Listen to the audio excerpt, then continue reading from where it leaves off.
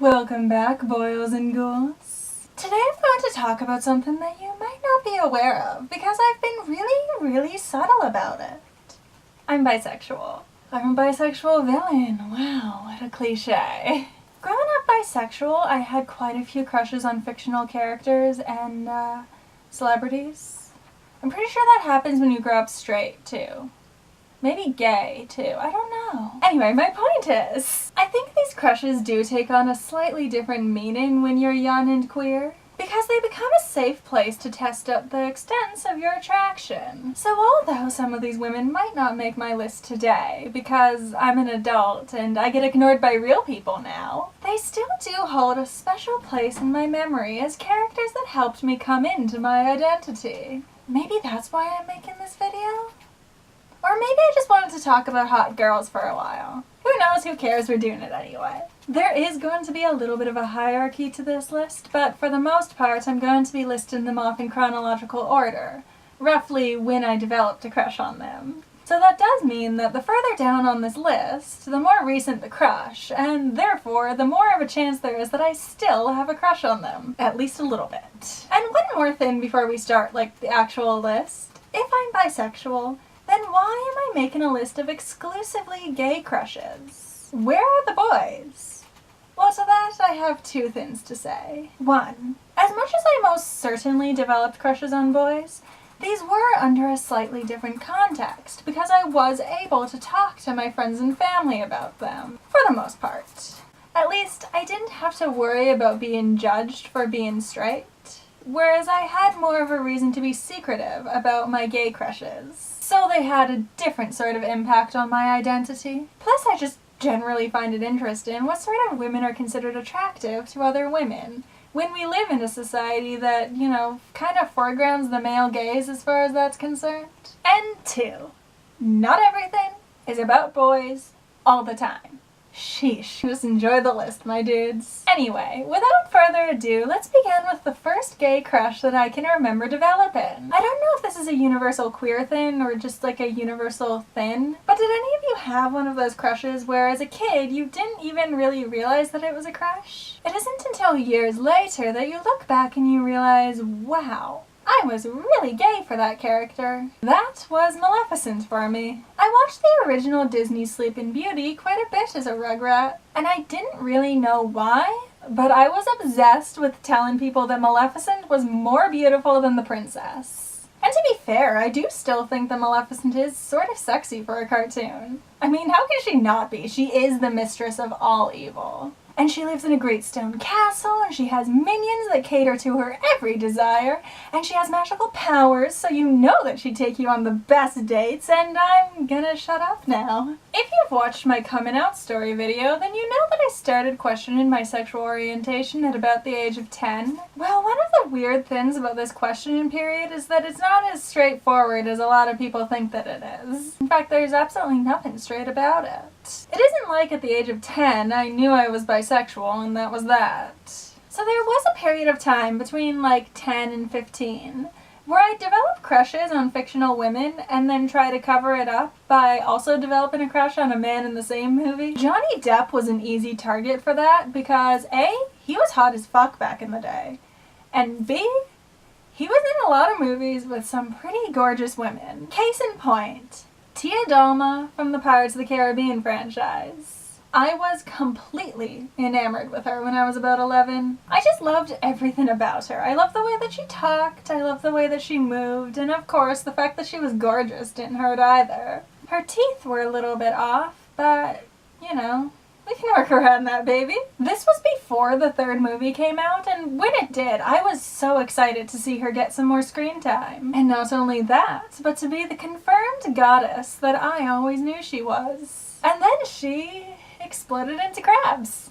That was about it. No big, cool climax that proves the strength of Calypso. No, just crabs. Okay, that bit was a little bit disappointing, but her mysterious witch act in Dead Man's Chest still gets me every time.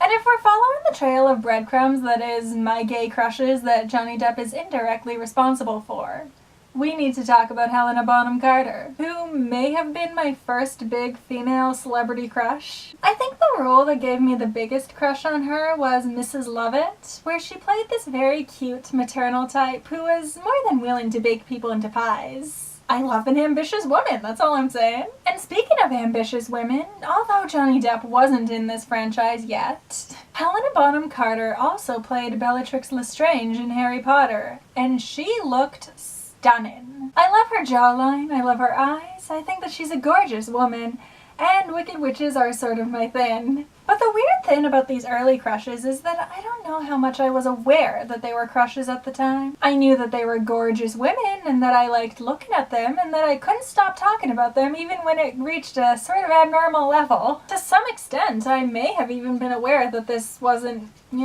straight.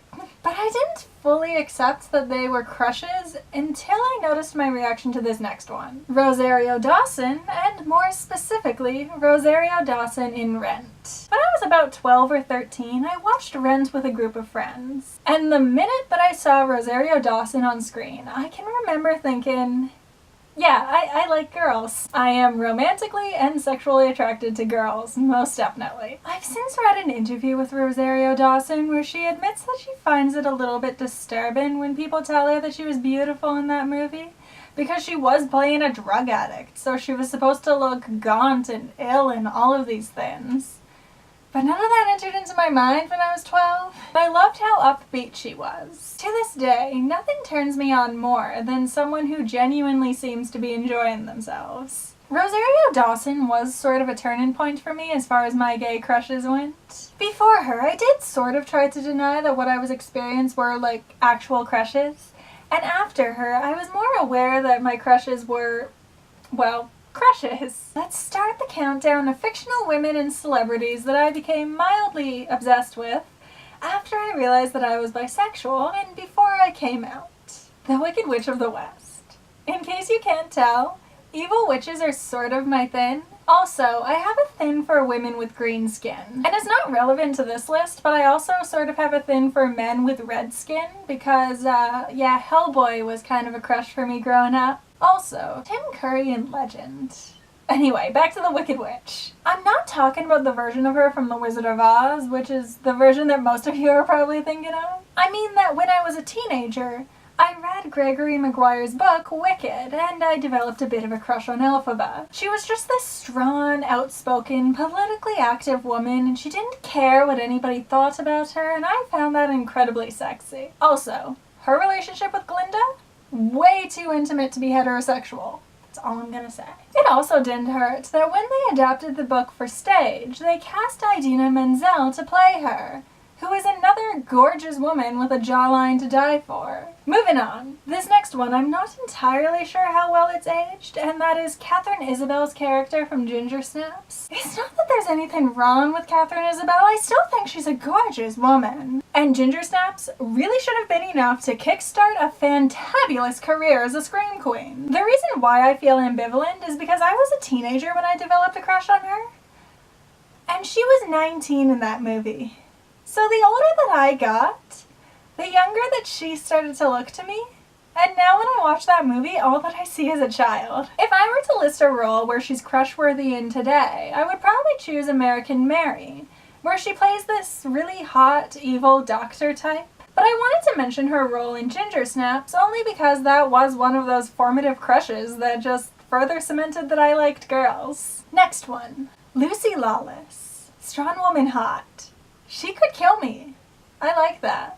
Fairuza Balk will always be a major crush for me, especially in The Craft, where she is another gorgeous woman playing an evil witch. And she kills the men that scorn her, all well dressed in full goth fashion. And she may or may not be the reason why I will do anything for a woman in dark lipstick.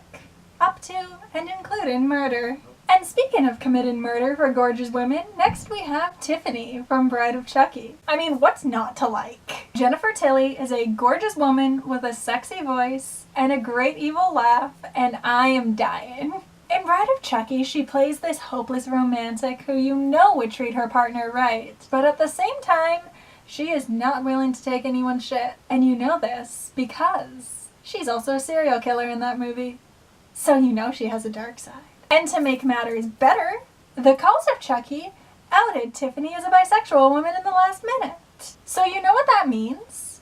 That means that I could have a legitimate shot if Tiffany were a real woman. And lastly, the magnum opus for my gay crushes is Harley Quinn. How do killer clowns keep making their way onto this channel? I don't know, but Harley Quinn might be my #1 fictional crush. Like, period. Guy or girl. She's just so perfect. She's strong, she's upbeat, she's funny, she's cute, she's goofy. And possibly the best part about her is that there are so many interpretations of her character that chances are, at any given point, I'm probably in love with at least one version of her. When I was in high school, I preferred the Batman the Animated Series version of her, played by Arlene Sorkin. This was the first version of her that I was introduced to. And while I still think that it's a strong version, I am glad that she has received some growth since. Currently, my favorite version of her is from the Injustice 2 video game, where she's been separated from the Joker for a few years, and she's teamed up with Batman to become something of a manic superhero. And her worst fear is being pulled back into the abuse and the helplessness, and I feel that on a spiritual level, but also she's just so strong. Also, I don't know what kind of next level animation they used on her face here, but it looks great. She's looking great. And because this is probably the most popular version of her right now, I should probably speak to Margot Robbie's interpretation. It's fine. I mean, obviously Margot Robbie is a gorgeous woman, and her performance was pretty spot on as far as Harley goes. But needless to say, I had a lot of problems with the Suicide Squad movie. I'm excited to see her in Birds of Prey anyway. And that's my list. I probably could have included more crushes because, let's be real, I've had a few. But I wanted to cut it down to 10 for you guys, which still feels like a lot. Hopefully you guys enjoyed it, and if you've stuck around this long, then make sure to leave me a comment telling me about your childhood crushes. Gay, straight, doesn't matter, it's all good here, baby. Give this video a like, click that subscribe button, and I will see you guys next time. Ow, that was my injured arm.